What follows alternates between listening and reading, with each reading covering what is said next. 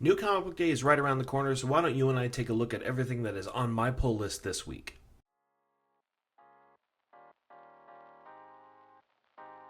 Hi and welcome back to the Bland Panel. My name is Jay, and we have a pretty short pull list for us this week. Normally we have a plethora of titles. This week we only have 9, and as always, we start with DC Comics, and we pull our comics from I Like Comics here in Vancouver, Washington, the best comic book store. I encourage you to go there if you happen to be in the area, or if you happen to be in Portland, take a jump over the river. We got you. Starting off with DC, we have Green Lantern issue number 19. This is written by Jeremy Adams, and while it's normally drawn by Zermanico, he is off this book for right now, but instead we have 3 artists taking his place. That is going to be Eau Claire Albert, Jason Paz, and Fernando Pasarin. Now, this book has been something that I've talked up and down, left, right, and center about for ages, specifically over on TikTok. Be sure to follow me over there since it's here for the most part. I've loved this book, Something Fierce. This has been engaging. It's really gotten me back into the boots of Hal Jordan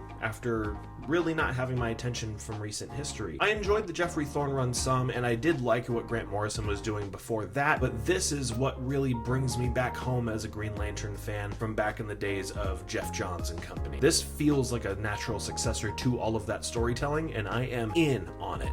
I'm loving it, it's on my pull list, and it should most definitely be on yours. We only have 2 DC books on our pull list this week, which is quite strange to have more of everything else and less DC. It's quite odd if I'm being honest. We have the Superman Lex Luthor special, issue number 1. This is written by Joshua Williamson with art by Eddie Barrows. Now, something that DC has announced recently is the Summer of Superman, which is like a Superman line-wide publishing initiative that is going to be pushing Superman comics to the forefront with the new movie coming very soon. This is kind of one of those early soft launches, so to speak, and what this does is this is reintroducing us to how Lex Luthor will become the villainous version of him that we all know and love him to be, or hate him to be. I don't know where you sit on that, but either way, this is pretty interesting, and I'm very excited to see where they go in with this. This is following all of the events of the All-In special and everything that happened with Absolute Power and the House of Brainiac event before that. This is super exciting,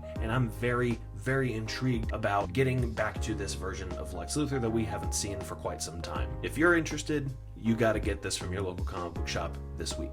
Okay, now jumping over to Marvel Comics, jumping across the street, we have Hellhunters issue number 2. This is written by Philip Kennedy Johnson with art by Adam Gorham. This is an interesting book that I really enjoyed the first issue of. Now, the first issue introduced us to, or rather reintroduced us to, Ghost Rider 44, who we saw in Philip Kennedy Johnson's Hulk book. He is the World War II era Ghost Rider. That's pretty much it. And he's joined and found by Sergeant Fury and the Howling Commandos. So what he's doing is he's joining them, and now joined by Wolverine to hunt down these like occult figures that used to be Nazis and stuff like that. Either way, this is going to be very cool. I'm loving where this is going so far. And for a nice little series that's off the beaten path and something that is doing something interesting, in my opinion, I'm pretty locked in with it. And I think that you ought to be too. It's on my pull list. Ought to be on yours. Up next from Marvel Comics is going to be Moon Knight Fist of Khonshu, issue number 4. This is written, of course, by Jed MacKay with art by Dev Pramanik. We no longer have the likes of Alessandro Cappuccio on art for this book, but no fear, Dev Pramanik is stepping in and he is going to crush it. I already know it. This is going to be fire. If you do want to keep up with Alessandro Cappuccio's art and his output over at Marvel, you can pick up Ultimate Wolverine. The first issue is out now, and the second issue is coming sometime in February, and I'm very excited for that. However, this Moon Knight epic that Jed MacKay has been telling since, I believe, 2021, if not 2022, has been incredible in all of its form. Of course, he had just a standard Moon Knight run that ran 20-something issues, and then he had Vengeance of the Moon Knight come in. That ran for a nice, like, 8 to 10 issues, and now we are at Moon Knight Fist of Khonshu. Mark Spector, back in the saddle, back in the suit. It's looking dope. It's feeling right, and I'm very excited for this next chapter in this epic run by Jed MacKay and company. Run it up. And our third and final Marvel book this week is going to be X-Men issue number 10, another Jed MacKay book, and a run that I'm quite enjoying. This is picking up after the events of the Raid on Greymalkin crossover that we just had with Adjectiveless X-Men here and Uncanny X-Men written by Gail Simone with art by David Marquez. But either way, this is taking the fact that the X-Men are now fugitives of the state, basically, and it's about the organizations and those enemies of mutant kind who are hunting them down. In this case, it's a group called One, O-N-E, and it's just about how are they going to take them down, how are they going to try and take them down, what are the X-Men going to do next, what's their next move. I am very excited to find out in the pages of X-Men number 10, as it's on my pull list this week, and of course, it ought to be on yours. And now on to our indies with IDW. We have Teenage Mutant Ninja Turtles issue number 6. This is of course written by the indomitable Jason Aaron. He can do almost no wrong. I may not have been super warm on his Avengers run, but that's really the only thing that I've read from him that I quite frankly haven't just loved up and down. This has been absolutely fantastic. The brothers are back and the clan is together. It's so good to see them back in action. We are joined of course with art by Juan Ferreira. This is taking his debut on the title and just going for an all-out sprint, and I cannot wait to see what these guys have in store for us. I hope that you will be checking this out because I will be, as it's on my pull list this week.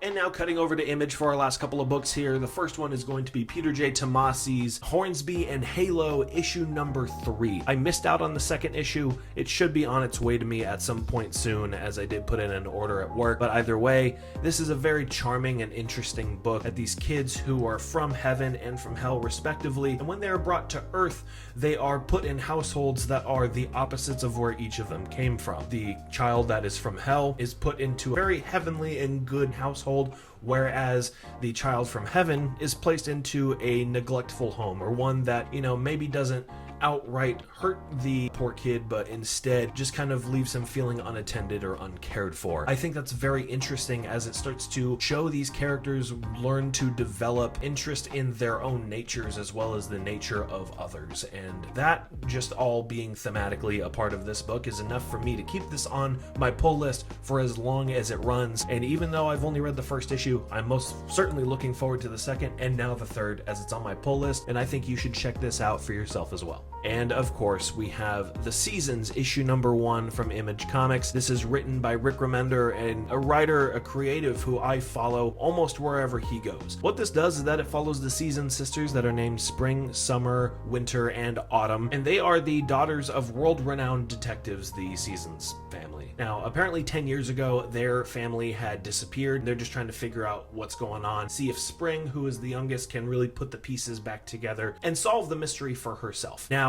this is a book that immediately just has me engaged. It's got Paul Azaceta on art. I really liked what he was doing over on Punisher with Jason Aaron for a little bit in recent memory, and I'm just excited for a brand new Rick Remender title. I'm currently reading The Sacrificers and Grommets.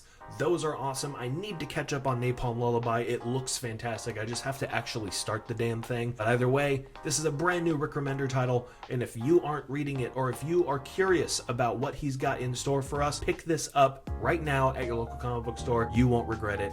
I'm sure as hell that I won't. Also from Image Comics, to kind of round it off, there is a trade paperback that I've already picked up because we got it early, and it is The Power Fantasy Volume 1. This is a series that I read the first issue of, and while I know that I enjoyed what I read, I didn't fully grasp the depth of what was going on and what the themes were at play.